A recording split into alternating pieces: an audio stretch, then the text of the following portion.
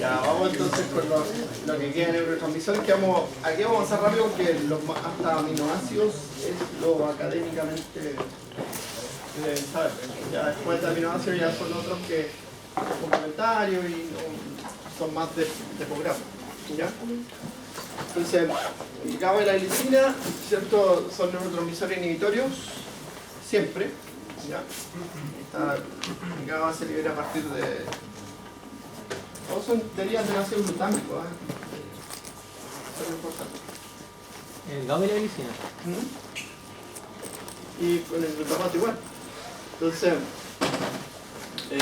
ahí está la descarboxilasa ácido glutámico, es la clave en esto. Y forma GABA. Ahora tiene dos receptores, ambos son inhibitorios. Si ustedes se dan cuenta, uno es un canal de cloruro y el otro es un receptor acoplado por el DAG, que es un canal de potasio.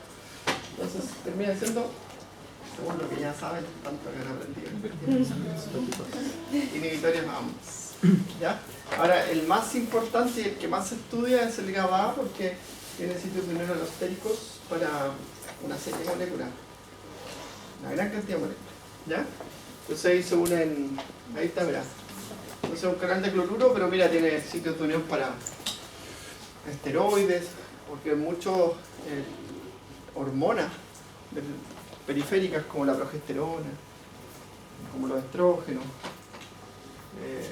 como la testosterona, se ha demostrado que pueden aumentar o disminuir la afinidad del GABA o su receptor y generar cambios conductuales, que son característicos.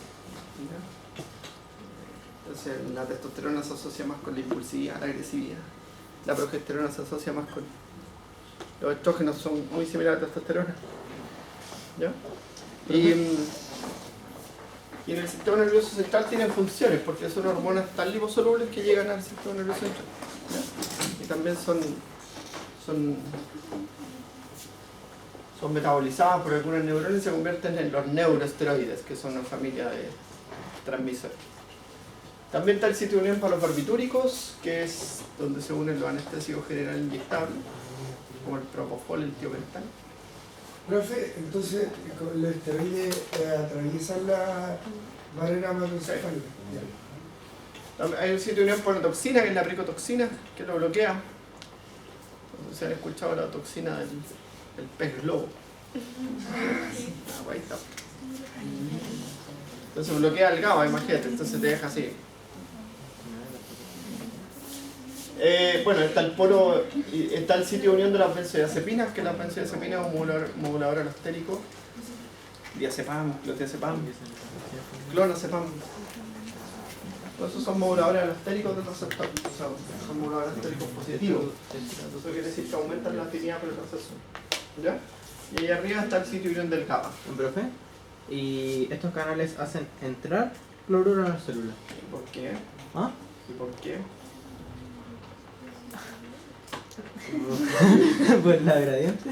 Porque es un canal iónico. Porque es un canal iónico, pero... ¿Y el cloruro está bajo concentrado dónde? Ah, en el exterior. Ya. Ah, ya, pero solo por eso entonces. Y este entonces serían los canales como nosotros decimos ionotrópicos. Sí. Bueno, ahí entonces tienen el GABA A y el GABA B, que es un canal acoplado a proteína G, pero es un canal de potasio. ¿Ya? Entonces va a permitir la salida del potasio por diferencia de concentración y bla bla bla. Ya, la glicina, ¿cierto? Es un neurotransmisor inhibitorio principal por su acción en la médula espinal. ¿Ya? Tiene... se sintetiza, como dice ahí, ¿cierto? A partir de la serina y tiene básicamente un receptor muy similar que es un canal de cloruro. ¿Ya? Es inhibitorio, pero principalmente actúa en la médula espinal. Ya se liberan altas concentraciones en la noche, produce la relajación muscular inducida por el sueño, ¿cierto?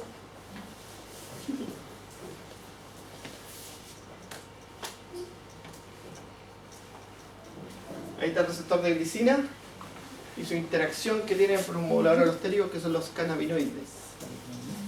¿Ya? Los cannabinoides son los productos que nosotros generamos, ¿cierto? Pero también son los que están en esta plantita, ¿cierto? Que es la marihuana. La marihuana. La marihuana. Tetrahidrocannabinol, ¿cierto? Uno de ellos. ¿Y esos abren los canales de glicina? No, son moduladores alostéricos del canal de glicina. ¿Cambian su conformación? ¿Ah? ¿Cambian su conformación del canal? No, cambian su afinidad. Ya, eso se lo respondí el sábado en la noche, eso no volvió hace un día que alguien me preguntó algo de la glicina. No los tengo así que no sé quién me pregunta, veo el número. ¿Sí? Pero alguien me preguntó lo del modulador alostérico, ¿cierto? ¿Quién fue? ¿Alguien preguntó? Ya. Nadie fue. Y ahora, los cannabinoides, hay que tener cuidado con eso porque este cannabinoide, ¿cierto?, es el que está en la planta, que es un producto que es similar al nuestro, ¿ya? Que tiene una afinidad por receptores cannabinoides, que nosotros tenemos varios, pero eso está en la planta, ¿ya? Es distinto a que cuando se fuma la planta, ¿ya? Porque la planta cuando usted la fuma, hace una descarboxilación y genera otro producto químico que tiene otro efecto. Ya, pero el modulador analgésico espinal, que es lo que estamos viendo acá, ¿cierto? Es el cannabidiol, que es el producto de la planta, natural, sin quemar. ¿Ya? Si no se confundan, porque ahí agarran papas del uso recreativo. El uso médico de la planta es un extracto de la planta que tiene funciones biológicas. Y de hecho lo podrían hacer en un laboratorio. Pero la plantita también tiene un beneficio económico por los países que la han legalizado. ¿Ya? Ahí la gente que cultiva trigo ahora cultiva cannabis, porque es más rentable. Y también tiene un rol ahí medio político con el turismo y esas cosas. Donde yo sé todos los productos naturales, hoy día se sintetizan en un laboratorio teniendo una secuencia de genoma. No tenéis para que la planta entera. Los fármacos de origen natural se sintetizan en un laboratorio. No hay cultivos de vinca para extraer la vincristina. ¿Ya? Pero hay otra cosa. Voy a preguntar. ¿Algo dijo que era los receptores de glicina? Los cannabinoides con la glicina y las benzodiazepinas con el GABA. ¿Ya? Ya avancemos porque necesitamos avanzar. Y el ácido glutámico y el aspartico, ¿cierto? Son el glutamato y el aspartato, neurotransmisores excitatorios. ¿Ya? El más importante y el que más se estudia es el glutamato, ya que tiene 3 receptores genotrópicos que son el AMPA cainato, que son canales de sodio, que esta era para la sinapsis rápida del glutamato, ¿se acuerdan? Sí. Donde el glutamato regula la visión, la audición, el envío del dolor, por ejemplo, que lo vamos a ver en la otra clase que tengo acá cargadita. Y el NMDA, que también lo vimos cómo funcionaba en plasticidad, ¿ya? Y hay otros metabotrópicos, ¿cierto? Que son una serie de receptores, de hecho dice al menos que son 8 subtipos, ¿ya? Y tiene además 3 subgrupos. Es tremendo, es un mundo ahí, los M-GLUT. Y son acoplados a proteínas G, ¿ya? Y tienen el mismo principio, o sea, se inhibe la ciclasa presinápticamente, la inhibe la liberación, lo mismo que Mopifan. ¿Ya? Y ahí están, pues, ¿ven? Los ionotrópicos y los metabotrópicos.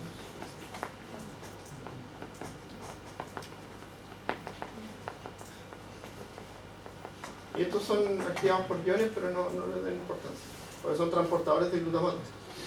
Estos son los receptores de glutamato y estos son los transportadores de glutamato, que son los cotransportes asociados a sodio y no asociados a sodio. Profe, para el ácido aspartico son los mismos, ¿cierto? No, el ácido aspartico se estudia muy poco. Ah, ya, pero es que como había Más bien dicho. el glutamato, ¿ya? Entonces ahí está el AMPA, gainato, que son de sodio, y el NMDA, que es de calcio. Y ahí el UR delta, ¿cierto? También es un canal de sodio. Y estos son los acoplados a proteína G. ¿Ya? Ahora estos son transportadores de sodio, acoplados a sodio, que son transporte activo secundario, acoplados a sodio. Y estos son sistemas de endocitosis y esta es una bomba iónica de glutamato. ¿Ya? Entonces el glutamato se utiliza harto porque media funciones que son importantes, súper importantes. ¿Ya? Ya la vimos, por cierto. Entonces ahí está, ¿cierto? El receptor de NMDA, el receptor de AMPA. Entonces siempre va a tener eso, va a tener una sinapsis rápida o sincrónica que es provocada por la activación de los receptores de AMPA y gainato. Entonces en el oído, en la visión, en la audición, en la conducción del dolor. Siempre está. Y media la plasticidad cuando se genera la potenciación a corto plazo y la potenciación a largo plazo. Es que en el PPT de arriba, igual en este esquema, el receptor de AMPA, gainato, salen separados. Sí. Pero cuando los nombres, por ejemplo, en esa imagen hay un ejemplo, están juntitos. ¿Pueden estar juntos? ¿O? No, porque lo resumen porque son canales de sodio ambos. Ya. Lo resumen, un dibujo de un paper caro. Entonces, mientras más esquemático es mejor. No sé si saben eso de los papers. Pero poner un dibujo en un paper es carísimo. Entonces uno hace un dibujo y en ese esquema metís todo, porque cuestan, no sé, $500, $600 poner un dibujo. Entonces, ¿usted quiere que su paper tenga dibujo? Perfecto. Paguen $600, nosotros le pagamos a un dibujante, usted nos manda el bosquejo y un dibujante lo hace. Dibuja No, si lo haces tú, te piden que envíe la maqueta. Entonces igual tienes que pagarle a un dibujante. Porque son en los papers, no sé si han ampliado las figuras de los papers. Si usted la amplía, no pierde resolución nunca. Ya, y ahí está el receptor de NMDA, que también lo estudiamos, ¿cierto? Un poro de magnesio, perdón, un poro de calcio que está bloqueado por magnesio, y necesita unirse al glutamato y a la glicina. Y la glicina se libera cuando esta sinapsis se mantiene por más tiempo. Entonces, ahí tiene, ¿cierto?, el potencial de acción cuando se activa AMPA, que es un potencial de acción de espiga rápido, y NMDA, ¿cierto?, más a largo plazo. Entonces prolonga el tiempo del potencial de acción en las neuronas. ¿Dónde está? ¿Ya? Bueno, algunos que están... La histamina, ¿cierto? La histamina es un neurotransmisor respiratorio, principalmente en el sistema nervioso. Uno lo conoce por el rol que tiene la alergia, pero ahí está, el rol que tiene el sistema nervioso central, ¿cierto? Es activación, ¿ya? Entonces facilita, mantiene los estados de vigilia, por eso cuando tomamos antihistamínico nos da sueño.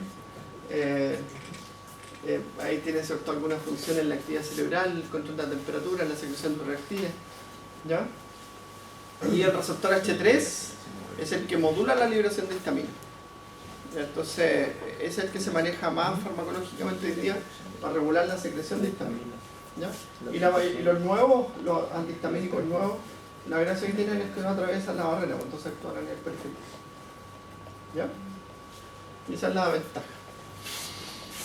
Bueno, actúan en diferentes tejidos, por ejemplo, son importantes las funciones que tienen en los pulmones porque produce broncoconstricción, ¿ya? El receptor H1, el receptor H2 produce broncorelatación, pero hay más H1.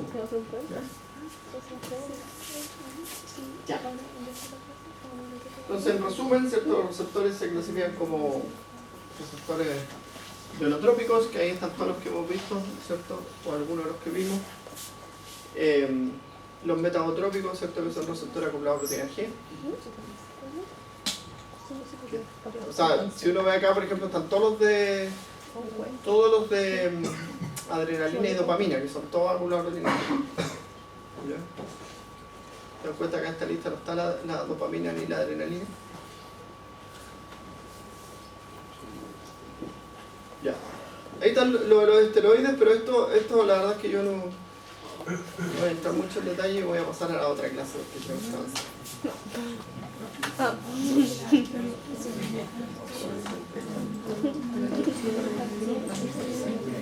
Entonces, como consenso para todos, lo que hay que estudiar es hasta aminoácidos. ¿Ya? O sea, esto ya no es. O sea, esto ya no entra en la prueba. Fíjate, el control, estoy hablando de la prueba. La prueba del 8. ¿Sí? Ya, hasta la prueba del 8 entra solo hasta aminoácidos. Y esto ya no. Ya. Entonces, no. Sí, en los neurotransmisores. Es que en la prueba tiene que entrar todo sistema nervioso, entonces tengo que terminar de pasar sistema nervioso. La arena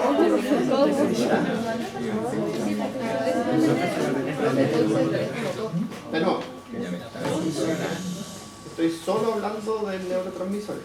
Entonces, el neurotransmisor es hasta aminoácidos. ¿Ya? Todo lo que viene después, neuroesteroides, opioides, eso lo vemos en fármacos, porque ahí vemos los opioides, vemos los esteroides, vemos los cannabinoides. Entonces eso es fármaco. ¿Ya? Entonces aquí, pero en la prueba entra sistema nervioso y célula. Entonces tengo que terminar de ver el sistema nervioso antes de la prueba. Por lo menos antes de la última clase tiene que ser la clase del próximo lunes, martes, pero el lunes feriado. Y entonces voy a avanzar. Lo que más fue en esta experiencia hace con el sistema nervioso está ahí. Ya siempre queda fuera autónomo y dolor, siempre queda para la otra prueba. Pero eso no pasa nada, siempre ha sido así. Pero sensitivo y motor tenemos que ver. ¿Ya? Ya, el sistema sensitivo entonces. Lectura recomendada, Parvent de Neurociencia, capítulo 9. ¿Ya?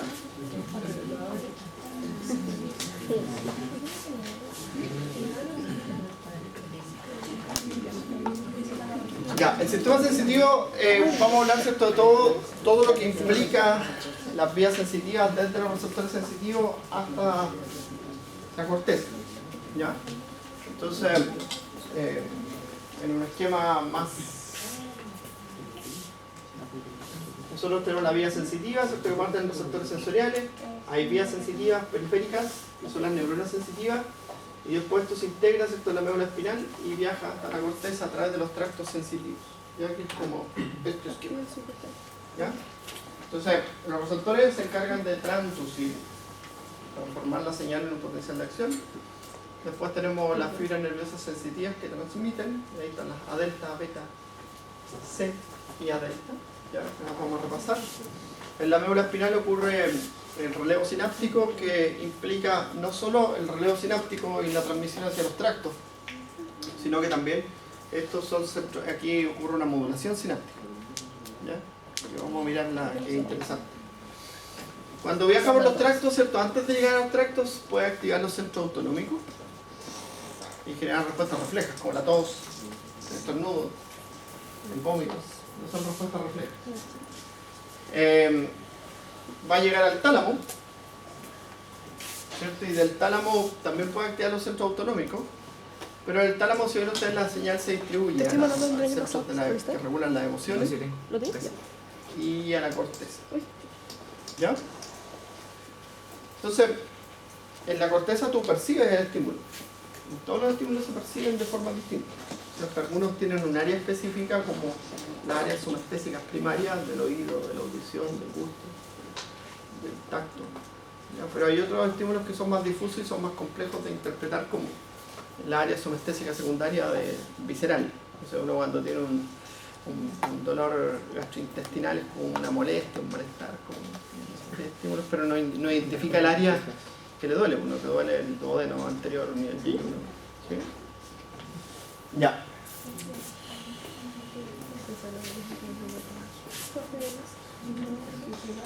Ahora, para entender todo esto hay que entender las características que tiene el sistema sensorial completo.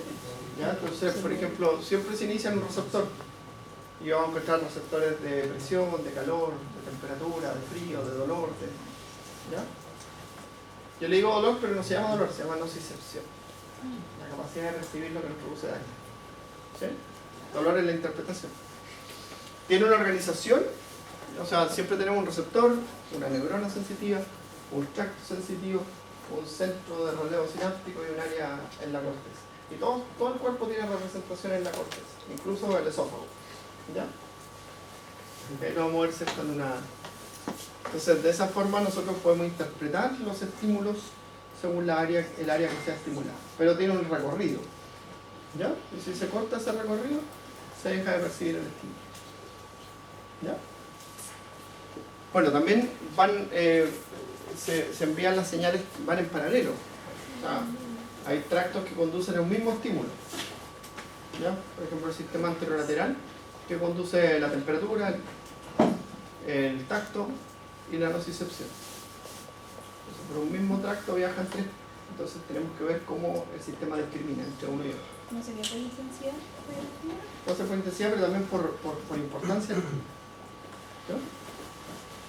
Tiene una organización topográfica que es evidente. Por ejemplo, el área de sensitiva primaria es enorme y las cortezas de asociación sensitiva son mucho más grandes, ¿cierto? Son áreas representativas. En la médula espinal hay un ensanchamiento de la médula espinal donde ingresan las neuronas sensitivas donde percibimos más estímulos.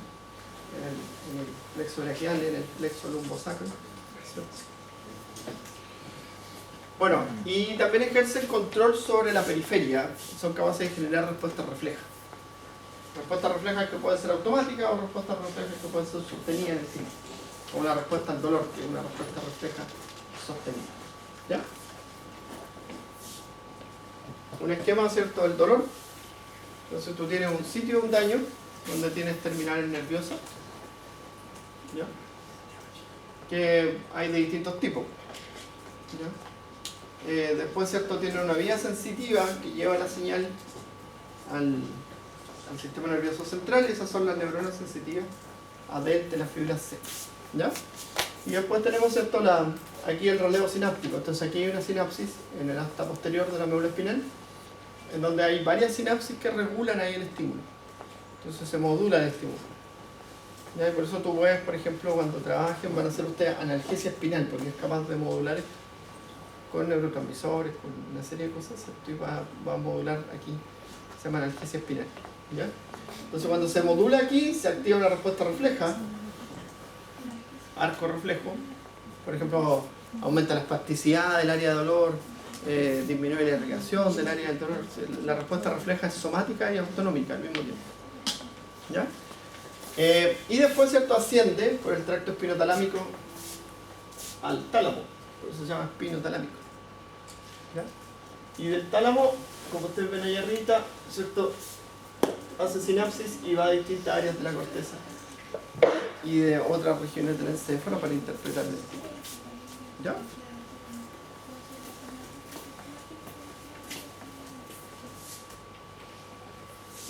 Las respuestas reflejas locales, ¿cierto?, pueden ser los reflejos osteotendíneos, ¿cierto?, que ya los conocemos. Ahí tiene, ¿cierto?, el reflejo de flexión y extensión.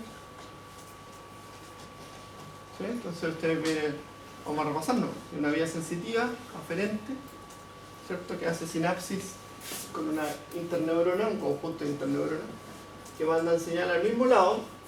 Entonces tenemos una vía agonista que estimula la flexión de este brazo y una vía antagonista que inhibe la extensión. Y en el caso contrario, ¿cierto?, aquí se estimula la extensión y se inhibe la flexión. Cuando es un reflejo involuntario estimulado, ¿cierto?, normalmente estamos viendo la acción de las vías intrafusales, y cuando es un movimiento como este, esa extensión cruzada, ¿cierto?, es O sea, eso se ve. la fibra intrafusal y extrafusal. ¿Sí? Ahora sí. O sea, al otro lado del brazo se hace la respuesta contraria. ¿Sí? Yo pensé que se complementaba la misma. Eso había entendido yo, que la anterior mandaba la misma señal hacia el lado contrario para que se sinergicen. No, falta leer. Disculpe. Bueno, esto es un reflejo intersegmentario. En este reflejo, si tú ves, la vía sensitiva integra, pero señales mucho más complejas. Por ejemplo, el reflejo postural. ¿Ya? Estos son reflejos segmentarios. ¿Ya? Y estos son reflejos segmentarios, tónicos, ¿cierto? Y los que lateralizan la respuesta. ¿Ya? Entonces, está en una plataforma, ¿sí? Y se mueve la plataforma. Se mantiene la postura. Y ese es un reflejo intersegmental, postural. Ese es un reflejo más complejo. ¿Por qué? Porque implica los segmentos espinales, pero también implica que esa señal asciende, ¿cierto? Entonces tiene que llegar el estímulo que asciende en la propiocepción consciente e inconsciente. ¿Sí? La propiocepción consciente e inconsciente se integra en un área de la corteza del tronco encéfalo y va al cerebelo y al tálamo. Y después, ¿cierto? El cerebelo coordina algunos centros motores y manda la respuesta. Y el tálamo también genera una respuesta. Y ahí es por el equilibrio. Y ahí trata de mantener el equilibrio. ¿Sí? Entonces, ven ustedes que todos esos reflejos, ¿cierto?, de estiramiento, los reflejos extensores, esos son reflejos segmentarios, son reflejos que tú puedes inducirlos para evaluar la función de un segmento espinal. ¿Ya? Entonces, el reflejo osteotendíneo, cuando se refleja, uno ve el tendón, qué músculo es el que está estimulando, y ese músculo recibe una inervación. Entonces tú dices ya el nervio radial, por ejemplo. Y uno dice el nervio radial se origina, va a anatomía, se origina en las raíces C7, C8, T1, T2. Y uno dice ya, esas raíces C7, C8, T1, T2 del plexo del hierro está en ¿ya? También puede hacer, ¿cierto?, el reflejo de extensión cruzada, que ahí tú ves que la vía, no solo la vía unilateralmente está intacta, sino que también la vía cruzada está intacta. Hay los reflejos de reacción, que es eso que tú le dices que haga esos movimientos, ¿sí? Entonces tú tomas aquí y le dices flecta el brazo, y cuando flecta el brazo él hace lo otro. Profe, ¿Okay? Para poder flectar el brazo hace eso. ¿Y si hace el mismo movimiento, profe? Ahí, ¿qué va a ser un ejemplo? No, porque tú estás viendo que hagan la respuesta. Si no la hacen, es negativa. profe, que por ejemplo, eso pasa como cuando te agarran el brazo, uno se hace como así, porque te agarran el brazo, te lo bajan, pero el otro te lo sube. Como involuntariamente. Pero estamos hablando de examen médico, ¿no? No, pero sí, pero un ejemplo. Entonces, mira, tú vas a mirar. Entonces, sí. Dale tensión hacia abajo. Si yo hago esto, para poder hacer esto, tengo que empezar a estirar este brazo. Entonces, eso ahí tú ves como la respuesta de refleja. ¿Ya? En los bebés lo hacen, en los bebés los ponen boca abajo y empiezan como a estirar los brazos. Esos son movimientos que Pero entonces el brazo se haga lo contrario, el otro es como solo reflejo. Por ejemplo, si yo quiero empujar acá y después quiero reclutar mi otro brazo, este no va a ser así. no, pero ese es movimiento, eso es un movimiento. Movimiento. Pero entonces no es un mecanismo compensatorio para el otro lado. Claro, ¿no? Es solo un reflejo. Eso si tú te vas a caer, ¿qué ponen los dos brazos? Pero eso lo hace un centro espinal.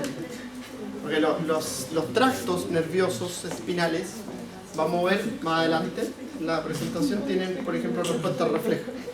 Entonces, tú vas a ver el vestíbulo cerebelo, el vestíbulo espinal, y dice, facilita la respuesta flexora.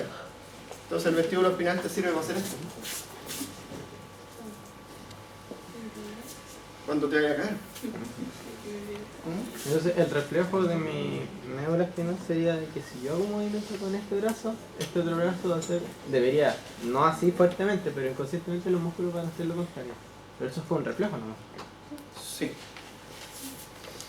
Bueno, ahí estamos. Por ejemplo, lo que está haciendo al mover la plataforma, está estirando los brazos. ¿Ya?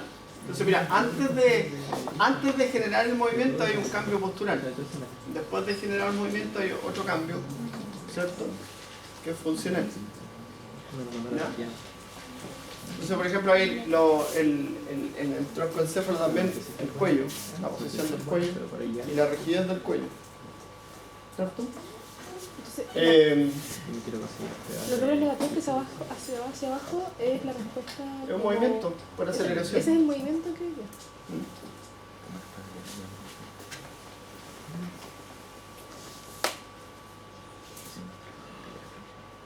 Ya mire, por ejemplo, mientras más complejo sea el movimiento, implica ciertas áreas del cerebro, áreas del troncoencéfalo. Entonces, en esos reflejos posturales, ¿cierto? Uno lo que va viendo, no estás viendo tú no estás viendo el segmento final, tú estás viendo la integración de la onda por varios segmentos. Porque si hay un cambio propioceptivo que hace que yo me vaya a caer, ¿cierto? Tiene que activarse, tiene que subir a centro de control motor. ¿Ya? No es como un área del cerebro. ¿Ya? Bueno, el sistema sensitivo está representado anatómicamente por los dermatomas, ¿cierto? Que van desde C2, ¿cierto? Hasta la sacral 3, 4, en las variantes. ¿Por qué C2? ¿Por qué C2? Por la cervical. Y ese uno no tiene una estructura donde salían los nervios periféricos. Oh, Porque... No sé. Porque... Ahí le papá. Seguro no tenía. a ver, los ayudantes. ¿Quiénes son ayudantes de anatomía ahí? Yo no. Así que no. C2 porque C1 es solo la ahí está ahí comienza el primero, pues, anatomía, ¿tú sabes? Ah, pues si usted está tirando su que Ahí comienza el compañero el puente. hacia la caída. Ahí comienza el puente, ¿no? No, porque ese uno es solo motor. Pero eso no es anatomía, eso es neuroanatomía. Entonces todos los otros son los dermatomas y esas son las áreas donde se proyectan los segmentos. Y cuando tú estás hablando de los segmentos, por ejemplo, lo que hace esto, la estimulación nerviosa de todas esas áreas te permite ver si el segmento sensitivo está perfecto. ¿Ya? Y eso uno se lo aprende aquí con una fotito. Y cuando hace el examen sexto lo ¿ya? Pero, profe, tengo una pregunta. No le diga a Ray si le hago esta pregunta, pero ¿los nervios espinales no tenían fibras sensitivas también? Todos tienen O sea, fibras los sensitivas nervios craneales. y motores. Sí, pues. Nervios craneales. Pero ahora vamos con la cara, mira. Porque ahí está todo menos la cara, ¿cierto? Pero C2 está en la cara, ¿no? No, la nuca no. Y ahí está la cara. Y este es el trigémino Y ahí que. tiene el nervio. Trigémino. Facial. Trigémino. Y ahí tiene el núcleo trigeminal principal y el núcleo trigeminal espinal, que son distintos. ¿Ya? Por ejemplo, el núcleo trigeminal principal, ese recibe el tacto. Y el núcleo espinal recibe el dolor. ¿Ya? Entonces son distintos. Y tienen 3 ramas, ¿cierto? Oftálmica, maxilar y mandibular. ¿Te preguntaría los núcleos en la clase con casualidad para algunos casos? ¿Sí? Es que no hemos pasado, como para estudiarlo, porque no hemos pasado núcleos todavía. Yo le voy a Entonces, preguntar lo que quiere. Pero lo estamos explicando, ¿no? pero como para estudiarlo con un poquito Ahora, más, digo yo. Porque es distinto, porque la cara es distinto, porque uno habla todo el rato de integración espinal, pero aquí se integra ¿dónde? Era tacto. En el troncoencéfalo. Y hace la misma integración y va al tálamo igual. Va al tálamo. Llega al tálamo por el tracto que se llama córtico pulvar desde la corteza y el trigémino talámico que va al tálamo. Profe, ¿el núcleo espinal de qué era? ¿Del dolor? Dolor. ¿Sí, cuánto? Aquí tienen el tálamo. El tálamo, y ustedes tienen las radiaciones talámicas. Esas radiaciones talámicas son sensitivas. ¿Ya? O sea, el tálamo, los núcleos posteriores del tálamo, el ventro posterolateral, el ventro posteromedial, son los que reciben el estímulo sensitivo. También está el cuerpo geniculado lateral y medial, que son para la visión y la audición. ¿Ya? Entonces son núcleos talámicos posteriores que reciben el estímulo sensitivo y después los estímulos sensitivos tienen que ir a la corteza. Entonces van con estas radiaciones talámicas y se van a la corteza. ¿Ya? Es que, a ver, una cosa que es interesante que lo sepan, es un prerequisito de esta asignatura anatomía, ¿cierto? Ya, y en anatomía 1 y 2 ustedes ven los pares cranianos. Esa es mi respuesta. ¿Ya? Bueno, así como biología celular y eso, que algunos, por ejemplo, en algunas pruebas, en las pruebas va de repente una pregunta de biología celular pura, de anatomía pura, porque son prerequisitos de esta asignatura. Sí, yo, una prueba que estaba revisando el otro día decía la transcripción se inicia ¿cuánto? Porque eso es necesario. ¿Sí? Ya. Bueno, entonces ahí están los pares que han hecho una miradita exponencial, se lo aprendió alguna vez en la vida, lo va a mirar y se va a acordar. ¿Ya? 1, 2, 3, 4, 5, 6, 7, 8, 9, 10, 11 y 12. ¿Ya? Bueno,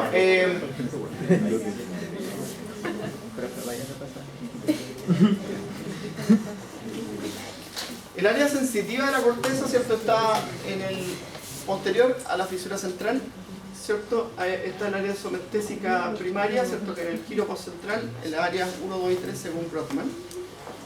Aquí está el área somestésica primaria. ¿Ya? Otra área importante, por ejemplo el área visual primaria, que está en la corteza occipital, visual primaria, visual secundaria. ¿Ya? ¿Cuál es la secundaria? Esa es la primaria. Esta es la primaria, secundaria, es más grande. Tienes tú, por ejemplo, el área olfatoria, ¿sí? Y el área del gusto. ¿Ya? El área de interpretación visual, auditiva, el área de Wernicke, ¿cierto? Interpretación del lenguaje. La corteza temporoparieto-occipital, que está acá, que integra lo visual, lo auditivo y lo sensitivo y lo traspasa al sistema motor. Y Wernicke se conecta con Broca a través del fascículo arqueado. ¿Ya? Y esas son áreas sensitivas de la corteza. Entonces, ¿qué hay en la corteza? Es una representación somestésica de todas las partes del cuerpo. Pero al menos tenemos que aprender como qué área procesa cada cosa. No, porque en neuroanatomía vemos eso. Pero sí entender para qué sirve. ¿Qué es lo que procesa el área sensitiva? Tú tienes como una representación de una parte de tu cuerpo, nada más. Entonces, si yo tengo una lesión y esa lesión provoca una muerte de las neuronas que están en este lugar, voy a dejar de percibir o de interpretar los estímulos de la cara. Entonces voy a perder la sensibilidad de la cara. ¿Qué voy a perder de la cara? Ahí empieza a ser como el examen neurológico y usted dice perder la sensibilidad superficial, la sensibilidad profunda, dependiendo del daño. Y como usted había dicho, un ejemplo, que en las partes motoras del cerebro, cuando se ve un ejemplo dañado una parte, generalmente había mecanismos compensatorios para... Sí, pero al inicio no, al inicio no. O sea, pero aquí en si te llega una persona con un ave mañana al hospital, vaya a ver los cambios iniciales. Pero sensitivamente igual puede haber un mecanismo compensatorio.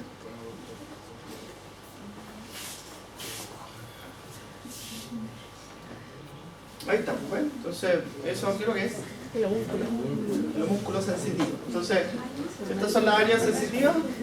¿Ven? Entonces, si hay una lesión aquí, pierde la sensibilidad del pie. Si hay una lesión aquí, pierde la sensibilidad.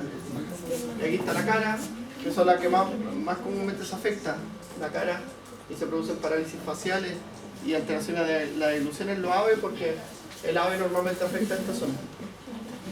¿Qué? Por la distribución de las arterias. ¿A qué se refiere con ave? Accidente vascular encefálico. Entonces vamos a CB. Entonces, por la distribución de las arterias, normalmente el daño de una arteria provoca una lesión así, como un abanico. Entonces normalmente afecta a esta zona. Y ahí tú vas a perder la sensibilidad de la cara o de la motricidad de la cara y perder la sensibilidad de la motricidad del área de glutonia que están ahí. ¿Ya?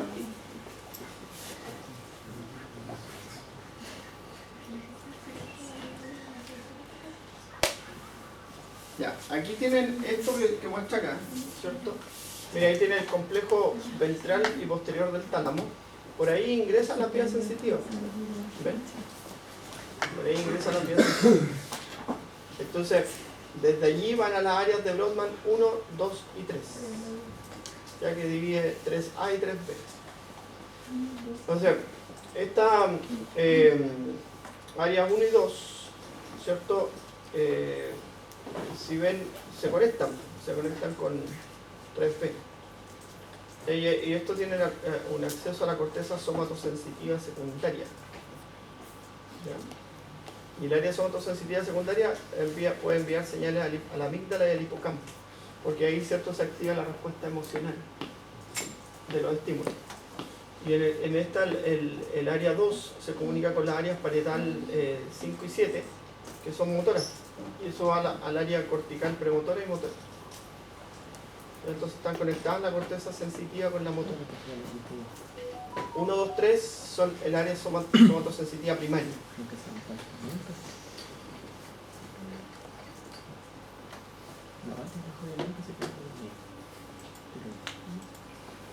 Ya, entonces las actividades del sistema nervioso funcionan porque nosotros tenemos un sistema sensitivo. ¿Ya? Entonces este sistema sensitivo ha ido evolucionando en el tiempo, porque antes cuando yo enseñaba esto, enseñaba el olfato, el gusto, ¿sí? Y ahora eso como que no lo enseño, enseñamos neuroanatomía más adelante, porque lo más importante es entender que el sistema sensitivo, ¿cierto?, es información que sirve para generar respuestas rápidas o almacenarlo como memoria, ¿cierto?, para ir aprendiendo. ¿Ya?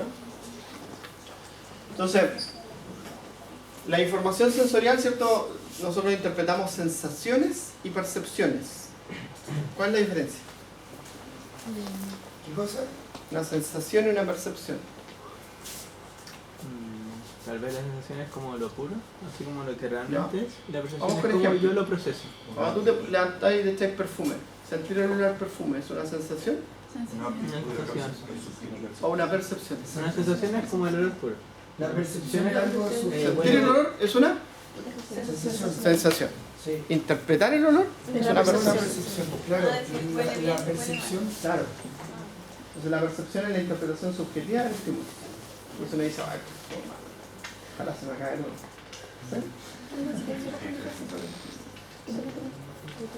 O cuando se siente el perfume de otra persona, uno dice, oye, a veces uno su perfume lo encuentra regio, pero hay otra persona al lado tuyo y está así como... ¿Sí? Cuando va, claro, cuando va en el transporte público y te toca a una persona que se echó el perfume y no te gusta, no, así como... ¿Sí? O a ti como el olor. ¿Sí? Ya. Regular funciones de órganos internos. ¿Qué estímulo podemos percibir para regular funciones de órganos internos? El olor a comida. Ya, ¿qué regular? El apetito.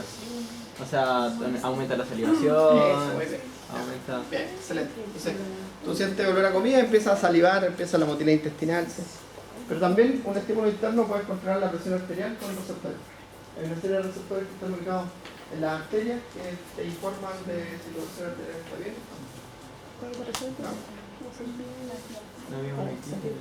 Cuando te activas físicamente, ¿cierto? Eso es. ¿Quién lo regula eso? ¿Qué cosa? Es un buen ejemplo. ¿El de irse a dormir? No, actividad física, todo lo contrario. La antónimo. No, que no entendí la pregunta. ¿Qué le activa eso cuando uno está como empezando a hacer ejercicio? Y eso es un error que la gente piensa que tú vas a empezar a moverte y la hipoxia y todo eso tienes que... ¿Sí? Es mentira, ¿no? Porque uno el ejercicio es pura activación cortical, pura voluntad.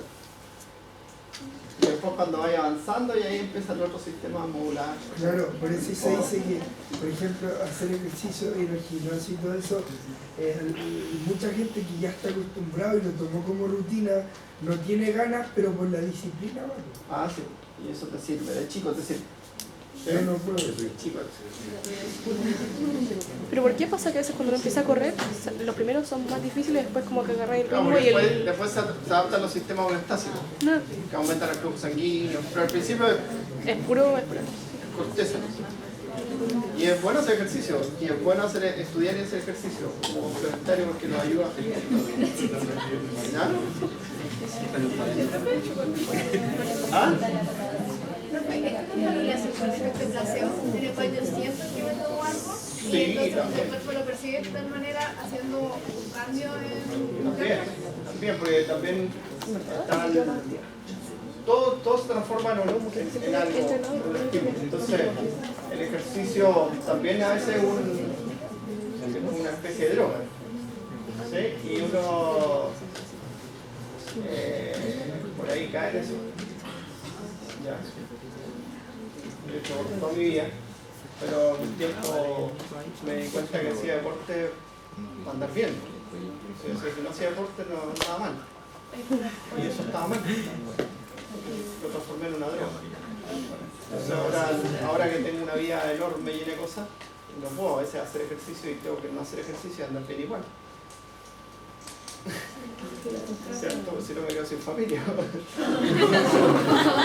Claro, no voy a andar enojado en tu casa, no voy a andar mal hablando con tu hijo.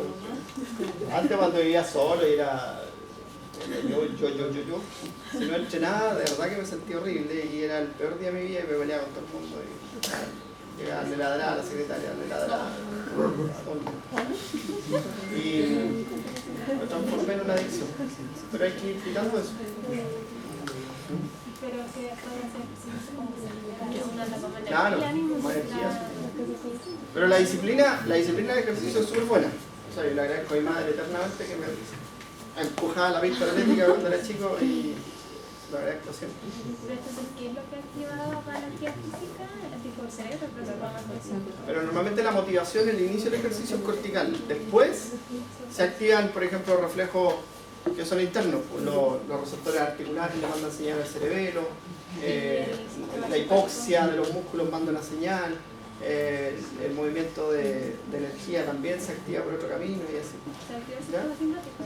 El sistema simpático se activa y así. ¿Ya? Bueno, para mantener la vigilia, que es algo súper importante, ¿cierto? También el estímulo sensitivo de la noche.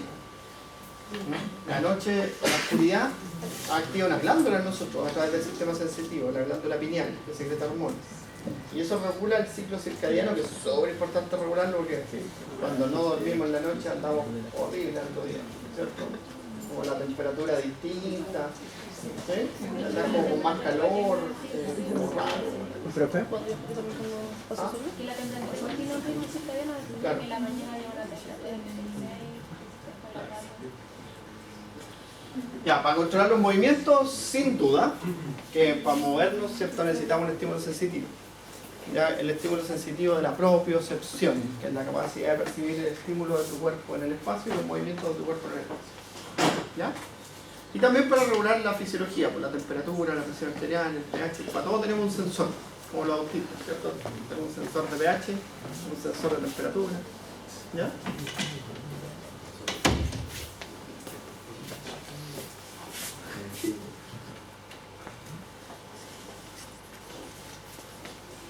Bueno, sensación, ¿cierto? La sensación primaria y mixta o secundaria. Primaria es cuando tenemos receptores para ese estímulo. Mixta es cuando mezclamos dos receptores para interpretar, para generar, por ejemplo, el peso. El peso son los receptores de presión y de movimiento que se activan. ¿Ya? La rugosidad, las texturas. Varios receptores se activan para poder interpretar la rugosidad. ¿Sí? Las primarias, estos son los receptores iniciales, pues hay receptores de calor, hay receptores de frío, ¿sí? Hay receptores de nocicepción, hay receptores iniciales, son sensación primaria. y es la suma de la impresión sensorial, ya que es por la estimulación de un receptor. Eso es sensación. Y la percepción es la interpretación de ese estímulo. Entonces ahí tenemos el perfume, ¿cierto? La sensación térmica, el dolor, son toda interpretación. Profe, por un ejemplo, si nosotros no tenemos un ejemplo de receptores de peso, a dar un ejemplo, no tenemos, te dijo que son de distintos receptores que se acoplan para generar una estimación de lo Un que yo estímulo, quiero. sí. Pero eso no sé si era un ejemplo, así como que yo voy aprendiendo un ejemplo que esto es rugoso, entonces lo voy tocando y después sé que es rugoso. No, porque ahí son una serie de receptores de vibración, receptores de rugosidad, receptores de tacto, que se activan al mismo tiempo y eso te da la interpretación de rugosidad. Pero ¿Ya? yo como que uno nace ya con eso. Claro, pues texturas. ¿Y las personas? Un ejemplo cuando uno está sacando la ropa y quiere saber si la ropa está húmeda o está fría. Claro. Había leído un ejemplo que nosotros no tenemos Ahí la toca. sensores de humedad, sino que nuestro cuerpo toma que si está frío y está más pesado, está más, es húmedo, pero que nos podemos confundir igual que puede estar frío, Sí. porque son como similares los que se activan, pero uno después va aprendiendo a diferenciarlo. Así como ya una Cuando persona... chico te quemáis con la estufa, pues aprendiste que ya no hay que ahí. Eso ya sería más sensorial. Más sensorial. Claro. Y la gente que nace sin olfato, por ejemplo, o con un olfato como muy atenuado, Ya, es una lesión. ¿y qué puede Una provocar? alteración de la vía. Ya. O el olfato más reducido, sí. El olfato, hay gente que tiene el olfato más reducido, otro tiene el olfato más intenso. ¿Ya? Yo, por ejemplo, nunca detecto a las niñas cuando... Mi señora entrando en la puerta dice, se hizo una. Pero igual tengo otras cosas, me tenía que operar, otras cuestiones, nunca lo hice. Odio operar. Ya, las características de los estímulos son la modalidad del frío, modalidad. ¿Sí? Perdón, temperatura, modalidad, perdón. Temperatura, modalidad. Frío, submodalidad. Calor, submodalidad. ¿Ya? Receptores térmicos. Hay receptores térmicos para el frío que produce daño. Receptores térmicos para el calor que produce daño. Esas son submodalidades. ¿Ya? ¿Cuál era un ejemplo de modalidad? Temperatura, Temperatura, receptores de temperatura. General. Ya. Sí, general. Localización, lo podemos localizar el estímulo, ¿cierto? Saber el área del cuerpo que está siendo estimulada. Le podemos dar intensidad, ¿sí? Si es fuerte, si hace mucho frío. Hoy día sentimos menos frío porque todos andamos así como más abrigaditos que en marzo, ¿cierto? Entonces, ¿qué hacemos, cierto? Cubrimos los receptores que están expuestos. ¿Sí? Y la duración, ¿cierto? Es como nosotros, cuánto tiempo vamos a sentir ese estímulo. Porque hay receptores a los que nos adaptamos. Hay estímulos a los que nos adaptamos. Como los estímulos mecánicos, los estímulos térmicos. Algunos estímulos del olfato también nos adaptamos. Pero aquello, hay cosas que nunca nos adaptamos. Por ejemplo, el dolor.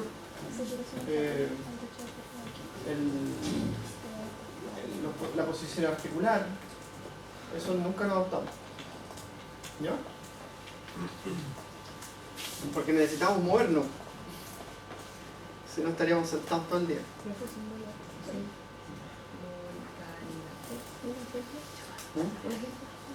Calor, frío. Entonces ahí está, la modalidad, gusto. Cualidad o submodalidad, los sabores, dulce, salado. ¿Cierto? Intensidad, fuerte, tenue por la cantidad de receptores estimulados. Eso determina la intensidad. Dimensión temporoespacial, localización, amplitud y duración del estímulo. Y después eso... modalidad lo mismo que la cualidad, ¿cierto? Sí. Ya. Dimensión afectiva, si me gusta o no me gusta. ¿Sí? Que los estímulos de lo dulce pasan y en el gusto es súper importante. Por ejemplo, los receptores de la boca se modifican y la saliva también los modifica. Entonces tú tienes mayor tolerancia y vas desarrollando tolerancia. Por ejemplo, tú hoy día le ponías una cucharada de azúcar al café. Ya, pero el martes intenta tomar café sin azúcar y lo encontráis mal. Necesitáis ponerle tu cucharadita. Después le pones 2 cucharaditas. Después le pones 3, 4. Y la gente se adapta. Ya, después le pones muchas. Y si no le ponen las 5, lo siente amargo. ¿Sí? O esas cosas que son, no, yo prefiero tomar 7. ¿Con las gotitas? Yo también. Profe, entonces cuando dicen esto que hay gustos adquiridos, así como que hay, no sé, algo amargo, que aceituna, un ejemplo. Que a mí no me gusta mucho, pero a mi mamá le encanta y siempre le echa la ensalada y todo, y como que a poco ya la voy pasando. Porque te atreviste, porque cuando uno es chico se atreve a probar. Entonces, igual hay un plano en que las aceitunas son amargas. Entonces, hay un receptor de amargo, ¿no? Sí. Pero al principio era adicto a ese aceituna. Claro. Pero ahí se cambiaron mis receptores o son los mismos. Tampoco te va gustando. No, yo no puedo comer las cosas sin sal. Bueno, Ya, entonces los receptores sensoriales. La dimensión afectiva al final sería como más a los caballos les tienen que poner un hueso. Sí, tal cual. Entonces, los receptores sensoriales son estructuras que transforman el estímulo en un potencial de acción. ¿Ya? Pueden ser terminales nerviosas libres, como las del dolor, que son solo las terminales nerviosas. O pueden ser una estructura compleja, como las del frío, calor, o los receptores de presión, que ahora ven ustedes que son como una estructura que tienen como una cápsula. Son bien complejos. ¿Ya? Pero la función es transducir, transformar, ¿cierto?, la energía en un potencial de acción. ¿Ya? Y hay variedades que los clasifican en distintas modalidades. Por ejemplo, la primera, la más antigua, es según la sensación. Visión, audición, gusto y olfato. ¿Sí? Tacto. Según Charrington, los clasificaba según donde venía el origen del estímulo. Entonces, según el origen. Entonces, los ecteroreceptores, estímulos de la superficie del cuerpo, telereceptores, propios receptores y víscero o interoreceptores. ¿Ya? Los interoreceptores son receptores de estímulos internos que normalmente controlan la función de las vísceras. ¿Ya? Los propios receptores que modifican la posición del cuerpo. Entonces, la clasificación que se usa, que más abarcan, donde se puede ver distintas cosas, porque por ejemplo tus mecanorreceptores hay de presión arterial, hay mecanorreceptores de volumen sanguíneo, hay mecanorreceptores de posición articular, hay mecanorreceptores en la piel. Hay re poco. Los mecanorreceptores son receptores que responden a la energía mecánica, básicamente. Los termorreceptores son los que responden a estímulos térmicos. Los quimiorreceptores responden a una solución. Entonces hay quimiorreceptores, tú dices, los del gusto, ¿cierto? Pero los del oxígeno y CO2 y pH en la sangre también son quimiorreceptores. Los de glucosa también son quimiorreceptores. ¿Ya? Fotorreceptores o electroreceptores que responden a ondas electromagnéticas están principalmente ubicados en el ojo. ¿No? Entonces ahí tenemos unas proteínas que son sensibles a la luz y unas se activan cuando hay luz y unas se activan cuando hay oscuridad. Los colibastones. Y los noci están en los conobastales. Y los nocireceptores están en las células conobastales. Y los nocireceptores son que responden a todos los estímulos anteriores, pero a la situación que nos produce daño. Entonces son termorreceptores extremos para temperaturas de menor de 10 grados y temperaturas de más de 45 grados. Son para estímulos mecánicos que producen daño, para estímulos químicos que producen daño. Sí, entonces todo el conjunto de los anteriores, pero en los que producen daño. ¿Ya? Y esa clasificación, por eso la clasificación de Mooncastle es la que más se usa porque es la que engloba más. ¿Ya?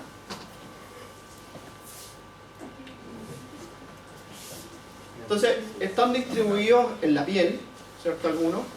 Y ahí tienen, por ejemplo, los receptores, el corpúsculo de Pacini, el de Ruffini, el disco de Merker, el corpúsculo de Meissner y las terminales nerviosas libres. Los receptores del folículo peloso. ¿Ya? Y ahí está. Entonces, si tú ves la localización, ¿cierto? En la epidermis, ¿qué es lo que hace? ¿Cierto? Tiene una velocidad de conducción distinta, responden a los cambios de tensión en la piel, ¿ya? Normalmente abarcan un área, esta de 9 milímetros cuadrados, la otra de 60 milímetros cuadrados, ¿ya? El área que abarcan de la piel. Ahora, unos se adaptan más rápido, otros se adaptan más lento, ¿no? Esas son como sus características que hay como desglosar. Y si tú miras acá, están los otros, pero estos son internos. Entonces, estos son receptores que están ubicados, por ejemplo, estos responden a la hipoxia.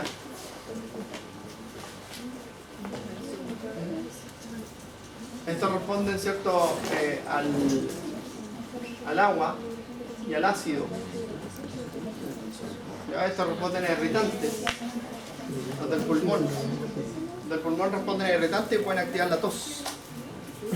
¿Ya? Vamos a ir con el puntero. Estos, por ejemplo, están ubicados en